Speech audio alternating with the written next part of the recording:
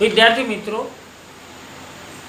सातमो पाठ पूरो कर्या पछी आज आपणे प्रकरण 8 कृषि क्षेत्र तरफ आगळ जवानुं छे। खूब ज अगत्यनो पाठ छे कृषि क्षेत्र। अने अगत्यनो एटला माटे छे विद्यार्थी मित्रों के अहीं जुओ तो केटला मार्क्स छे, टोटल 10 मार्क्सनुं पूछाय छे। એટલે જ્યારે 10 માર્ક્સનું પૂછાતું હોય, મેં પહેલેથી કહ્યું હતું કે જે પ્રકરણમાંથી 10 માર્ક્સનું પૂછાતું હોય તે પ્રકરણ અગત્યનું છે। અને બીજું તમને કહું કે જ્યારે આપણે અહીં ગુણભાર જોઈએ છીએ ત્યારે તમે જો એ અને બી વિભાગમાં પ્રશ્નો નથી પૂછાતા, એટલે એ અને બી હેતુલક્ષી પ્રશ્નો પૂછાતા નથી। એટલે એનો અર્થ એ થયો કે આ પ્રકરણની અંદર તમે નિબંધલક્ષી તૈયાર કરશો। હવે શું પૂછાય છે જોઈએ તો સી વિભાગમાં ક્યુ એટલે ક્વેશ્ચન, એક ક્વેશ્ચન પૂછાય, એના માર્ક્સ કેટલા મળે તો 2 માર્ક્સ મળે। વિભાગ સી માં એક પ્રશ્ન પૂછાય અને તેના 2 માર્ક્સ મળે। વિભાગ ડી માં એક પ્રશ્ન પૂછાય અને તેના 3 માર્ક્સ મળે, એટલે 3 ને 2 5 થયા। ઈ વિભાગમાં એક પ્રશ્ન પૂછાય અને તેના 5 માર્ક્સ મળે। એટલે આ રીતે તમે 10 માર્ક્સ મેળવી શકો અને સંપૂર્ણ નિબંધ લક્ષિત તમે તૈયાર કરવાના છો અને નિબંધ લક્ષી જ પૂછાય છે એવું કહી શકીએ। પણ જે લોકો હોશિયાર છે, જે વિદ્યાર્થીઓને 95 સમથિંગ માર્ક્સ લાવવા છે એ લોકોએ બધું જ એ અને બી વિભાગનું એ તૈયાર કરવાનું છે। કારણ કે ભૂતકાળમાં ક્યારેક બોર્ડની પરીક્ષામાં માળખા વિરુદ્ધ પણ પૂછાઈ ગયેલું છે। લગભગ ન જ પૂછાય પણ એકાદ વખત પૂછાઈ ગયેલું છે, તો આપણે એ રીતે તૈયાર કરીશું। હવે આપણે જઈએ છીએ આપણા ટોપિક પર, કૃષિ ક્ષેત્ર। હવે કૃષિ ક્ષેત્ર એટલે શું તમે જાણો છો। આપણે 3 ક્ષેત્રો બનાવ્યા છે, કૃષિ ક્ષેત્ર, ઉદ્યોગ ક્ષેત્ર અને સેવા ક્ષેત્ર। વિદ્યાર્થી મિત્રો, આગળના પ્રકરણોમાં મેં તમને કહ્યું છે કે ભારતની 70% વસ્તી ગામડાઓમાં વસે છે, પણ આ પાઠમાં એનો ચોક્કસ આંકડો આપી દીધો છે કે ભારતની 68.8%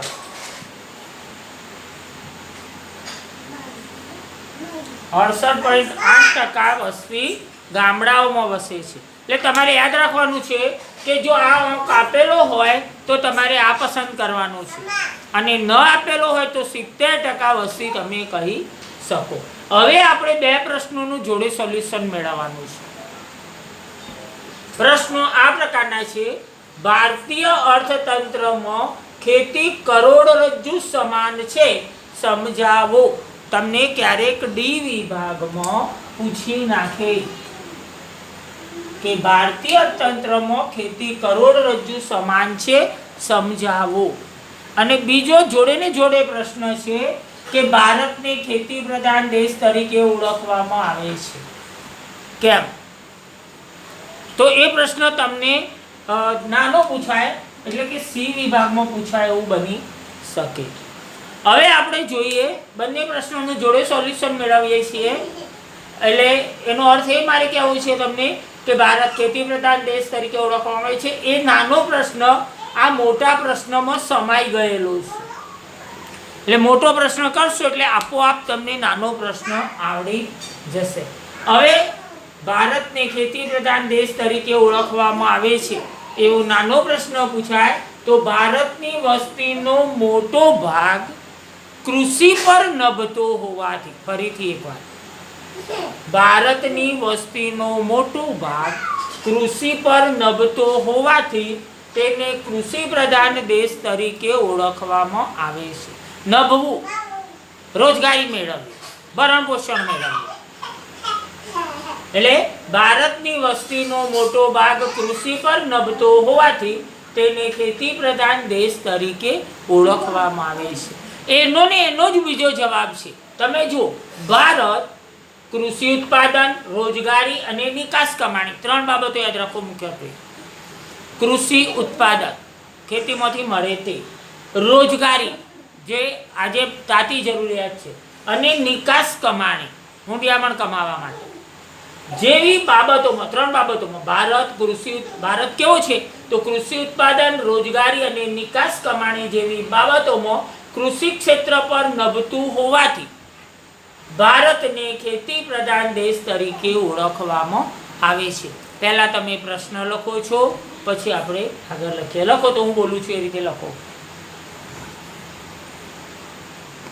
લખો, ભારતીય અર્થતંત્રમાં ખેતી કરોડરજ્જુ સમાન છે. સમજાવો. એના નીચે બીજો પ્રશ્ન લખી નાખો. ભારતને ખેતી પ્રધાન દેશ તરીકે ઓળખવામાં આવે છે કેમ?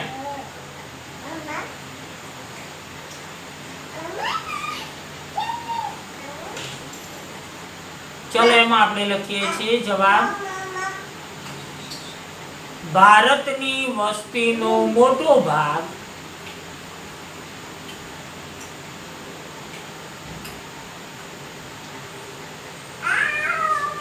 કૃષિ પર નભતો હોવાથી તેને ખેતી પ્રધાન દેશ તરીકે ઓળખવામાં આવે છે.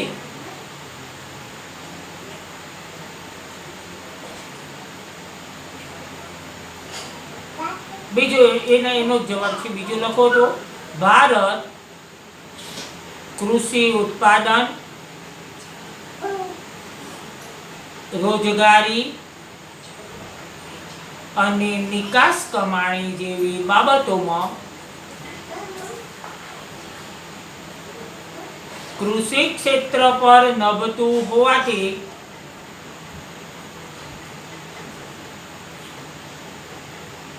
ભારતને ખેતી પ્રધાન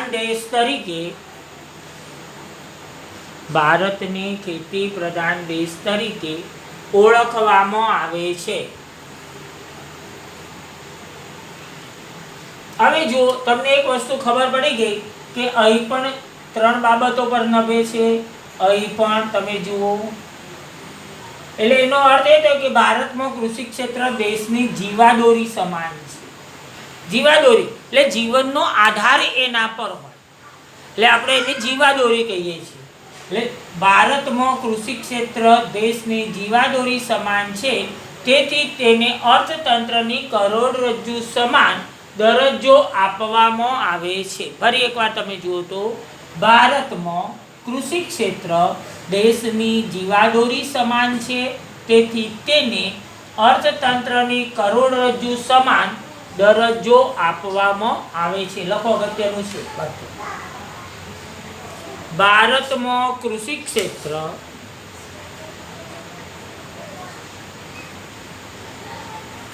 દેશની જીવાદોરી સમાન છે, તેથી તેને અર્થતંત્રની કરોડરજ્જુ સમાન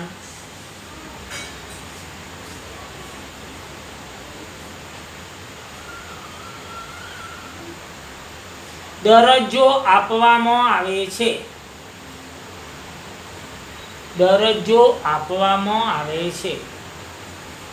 હવે જો કોઈની હાજરી કરતો ગેરહાજરીથી વધારે ખબર પડે કે તેનું મહત્વ કેટલું, એટલે આપણે એ રીતે જોઈએ કે જો કૃષિ ક્ષેત્ર નિષ્ફળ જાય તો, એટલે એ રીતે જોઈએ તો શું ના મળે.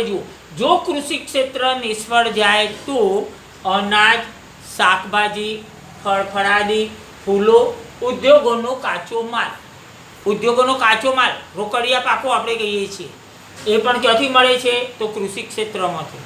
એટલે બરાબર યાદ રાખજો, માનવ જીવનને તો અસર થાય જ છે, પણ ઉદ્યોગોને માઠી અસર થશે, કારણ કે કાચો માલ મળતો બંધ થઈ જશે. આખું વાક્ય આપણે ફરીથી જોવું છે.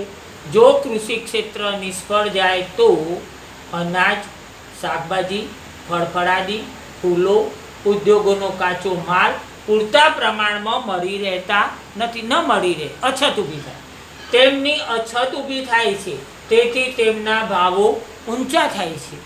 જેની અછત ઊભી થાય, આપણે 11મા ધોરણમાં ભણ્યા હતા કે જે વસ્તુની બજારમાં અછત હોય તેની કિંમત ઊંચી હોય છે. એટલે જો ખેતી ક્ષેત્ર નિષ્ફળ જાય તો આ જીવન જરૂરી જે વસ્તુઓ છે અને ઉદ્યોગોનો કાચો માલ છે એની અછત ઊભી થાય છે, પરિણામે તેના ભાવો ઊંચા થાય છે. લખો તો, જો કૃષિ ક્ષેત્ર નિષ્ફળ જાય તો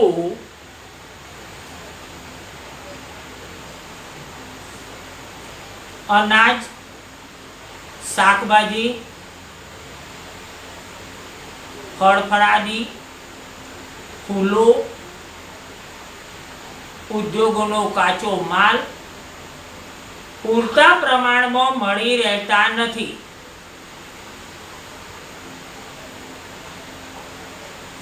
તેથી તેમની અછત ઊભી થાય છે અને તેમના ભાવો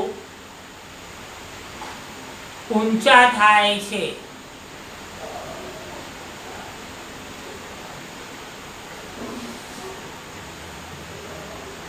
એટલે તમને એ વસ્તુ ખબર પડી ગઈ કે જો કૃષિ ક્ષેત્ર નિષ્ફળ જાય તો તમામ બાબતોની તેની અસર થશે. હવે આપણે એક લોંગ વાક્ય જોવું છે, જોડાયેલું છે એકબીજા સાથે. દેશની વસ્તીનો મોટો ભાગ ગ્રામ્ય વિસ્તારમાં વસવાટ કરે છે. મેં તમને આગળ કહી દીધું કે 2011ની ગણતરી મુજબ 68.8% લોકો ગામડામાં રહે છે. ભારતની વસ્તીના 68.8% લોકો ગ્રામ્ય વિસ્તારોમાં વસવાટ કરે છે. ફરી એકવાર યાદ રાખજો બરાબર. તમને ઓપ્શનમાં 70 આપ્યું હોય અને 68.8 આપ્યું હોય. આગળ આપણે એવું કહ્યું છે પુસ્તકમાં 70% લોકો ગામડામાં રહે છે, પણ ધારો કે ઓપ્શન આપેલા એમાં 2 આપેલા હોય, 68.8 આપ્યું હોય અને 70 પણ આપ્યું હોય, તો તમારે આ ચોઈસ કરવાનું છે. 70% તમારે ચોઈસ કરવાના નથી, કારણ કે આ ચોક્કસ આંકડો છે 2011 મુજબનો. વિદ્યાર્થી મિત્રો, મેં ટકોર કરીને તમને કહ્યું છે, તમે બરાબર મારી વાતની નોંધ લીધી હશે. ચલો આપણે આગળ જોઈએ છીએ. દેશની વસ્તીનો મોટો ભાગ એટલે કે 2011 મુજબ 68.8% ગ્રામ્ય વિસ્તારમાં વસવાટ કરે છે. તેમાંના મોટા ભાગના કૃષિ ક્ષેત્રમાંથી રોજગારી, અગત્યનું છે, 68.8% લોકો ગામડામાં રહે છે અને એમાંના મોટા ભાગના લોકો કૃષિમાંથી રોજગારી મેળવે છે. તેથી ખેત ઉત્પાદન નિષ્ફળ જાય તો, એટલે કે કૃષિ ક્ષેત્ર નિષ્ફળ જાય તો તેમની આવકને માઠી અસર થાય છે. કહી શકો ને, મોટા ભાગના લોકો રોજગારી કૃષિ ક્ષેત્રમાંથી મેળવે છે અને જો આ કૃષિ ક્ષેત્ર નિષ્ફળ જાય, પાક નિષ્ફળ જાય તો તેમની આવકને માઠી એટલે ખરાબ અસર થાય છે. પરિણામે તેઓ ઔદ્યોગિક ચીજ વસ્તુની માંગ ઘટાડે છે. પછી તેઓ શું કરશે? પોતાના જીવનમાં કરકસર ચાલુ કરશે અને કરકસર ચાલુ કરે એટલે જરૂરિયાત પૂર્ણ જ વસ્તુઓ લેશે, એટલે ઔદ્યોગિક ચીજ વસ્તુની માંગ ઘટાડે છે. પરિણામે ઉદ્યોગોને પણ માઠી અસર થાય છે. કહી શકો ને. અને જુઓ વિદ્યાર્થી મિત્રો, કૃષિ ક્ષેત્ર નિષ્ફળ જાય તો ઉદ્યોગ ક્ષેત્ર પણ નિષ્ફળ જાય છે અને પરિણામે કૃષિ અને ઉદ્યોગ નિષ્ફળ જાય તો આપોઆપ સેવા ક્ષેત્ર નિષ્ફળ જ છે. એટલે ત્રણને અસર થશે જો કૃષિ ક્ષેત્ર નિષ્ફળ જાય તો. લખો તો ચલો, દેશની વસ્તીનો મોટો ભાગ કૌંસમાં લખો 2011 મુજબ 68.8% કૌંસ પૂરો કરો ગ્રામ્ય વિસ્તારમાં વસવાટ કરે છે.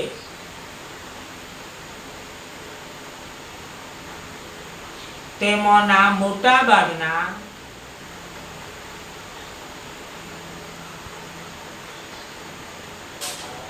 કૃષિ ક્ષેત્રમાંથી રોજગારી મેળવે છે. તેથી ખેત ઉત્પાદન નિષ્ફળ જાય તો તેમની આવકને માઠી અસર થાય છે.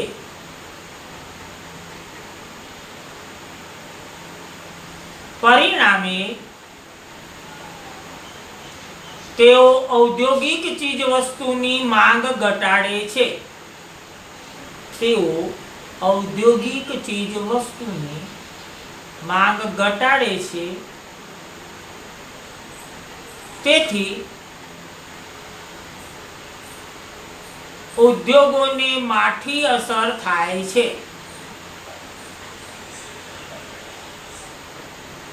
આમ કૃષિ ક્ષેત્રની નિષ્ફળતા ઔદ્યોગિક ક્ષેત્રને નિષ્ફળતા અપાવે છે।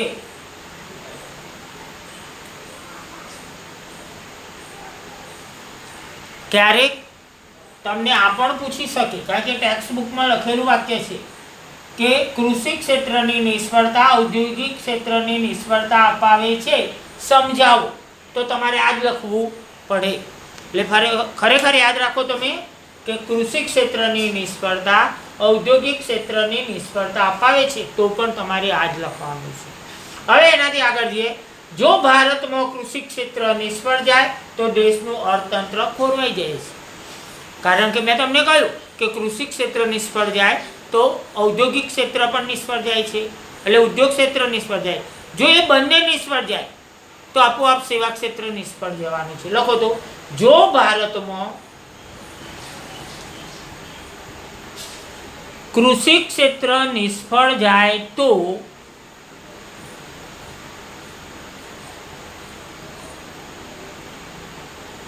દેશનું અર્થતંત્ર ખોરવાઈ જાય છે। દેશનું અર્થતંત્ર ખોરવાઈ જાય છે। હવે સરળ છે। તેથી કહી શકાય કે ભારતીય અર્થતંત્રમાં ખેતી કરોડરજ્જુ સમાન છે। લખો તો, તેથી કહી શકાય કે ભારતીય અર્થતંત્રમાં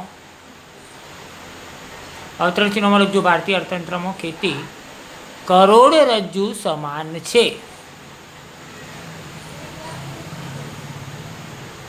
વિદ્યાર્થી મિત્રો, થોડીક ઝડપ કરવી છે, પાઠ પૂરો કરી દેવો છે। વારંવાર કમેન્ટ્સ આવે છે કે પુનરાવર્તન કરાવો, એટલે મારે ઝડપથી પૂરું કર્યા પછી પુનરાવર્તન કરાવવું છે તમને। તમે જે કમેન્ટ્સ કરો છો એમાં તમારું નામ અને સિટી અવશ્યપણે લખો। વાલીનું નામ હોય છે એટલે એના પરથી કોઈ આઈડિયા આવતો નથી, એટલે તમે તમારું નામ અને સિટી લખો। તમારી કમેન્ટ્સની નોંધ લેવામાં આવશે અને વિડીયો બની રહે છે એમાં તમારી કમેન્ટ્સ રજૂ કરવામાં આવશે। તો હજુ આપણે એક વિડીયો બનાવી દીધો છે કે તમારા પ્રશ્નોને અમારા ઉત્તરો, એટલે તમે જે પૂછવા માગો છો એના જવાબો મેં આપ્યા છે। અને કેટલાક વિદ્યાર્થી મિત્રો ડાયરેક્ટ SMS કરે છે તો પણ મને કોઈ પ્રોબ્લેમ નથી, પણ તમને મૂંઝવતા પ્રશ્નો મારા સુધી આવવા દો। ચોક્કસપણે આપણે સોલ્યુશન આપીશું અને ચેનલને વધુમાં વધુ તમે શેર કરી આપો, લાઈક કરવાનું ભૂલશો નહીં। મળીએ છીએ આવતા વિડીયોમાં।